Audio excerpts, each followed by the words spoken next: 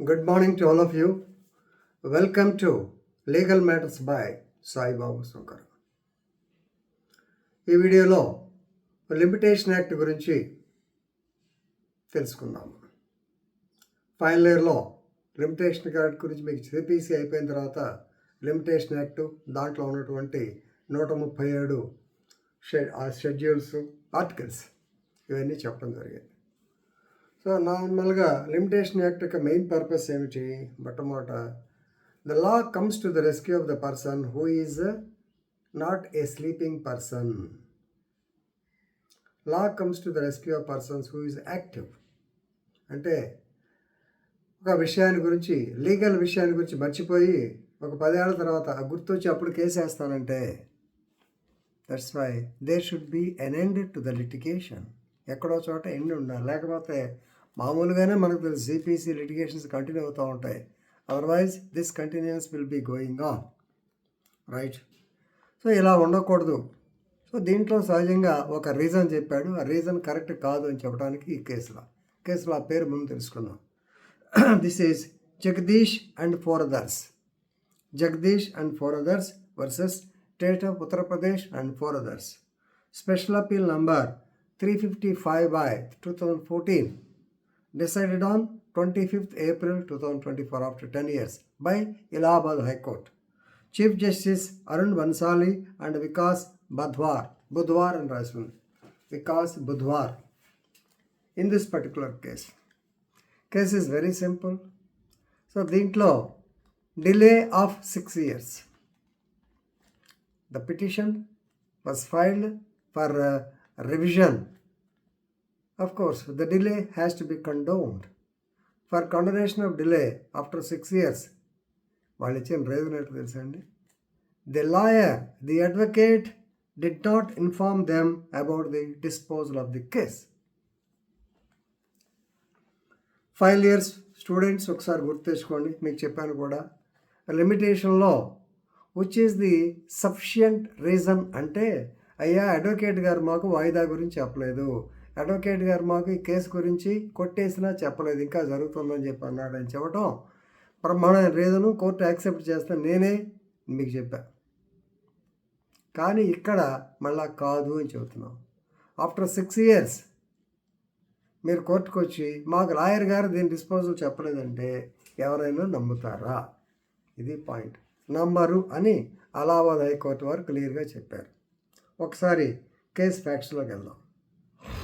ఇది land revenue act Uttar Pradesh గురించి. Land revenue, land matters మీకు తెలిసే ఉంటుంది. Land acquisition act, land ceiling act, లేకపోతే fair compensation transparency in so called ఇప్పుడు ప్రజెంట్ 2013 యాక్టు, ఇవన్నీ రకరకాల వాల్టా యాక్టు, నాలా యాక్టు బోర్డులు ఉన్నాయి.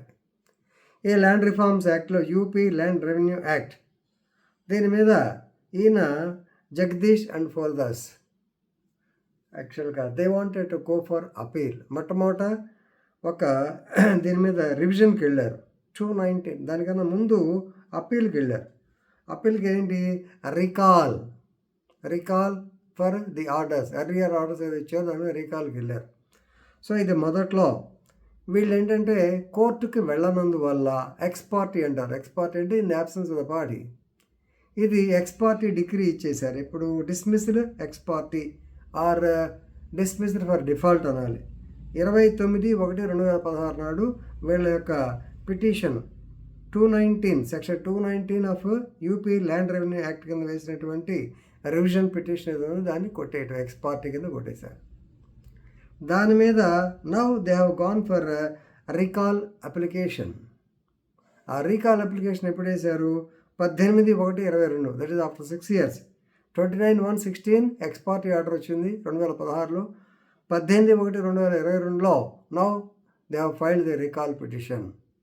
ఇక్కడ గ్రౌండ్స్ ఏంటంటే the lawyer did not inform them about the disposal of the case and they wanted they sought for the condonation of the delay. So this is not a proper explanation. This is not a correct explanation. So the reasons given between the no communication between the advocate and the client is also not correctly assessed. Right, there are certain cases. Already మీకు నేను ఉదాహరణ చెప్పున్నాను.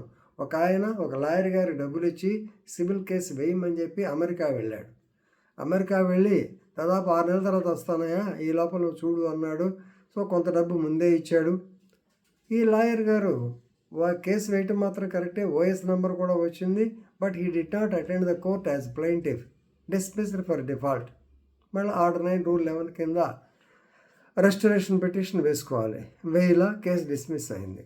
ఆయన ఏమైనా వాయిదా అక్కడ అమెరికాలో ఉన్నానికి lawyer గారికి అప్పుడప్పుడు ఫోన్ చేస్తుంటే మన పలానా తారీఖు ఉంది అని చెబుతున్నాడు.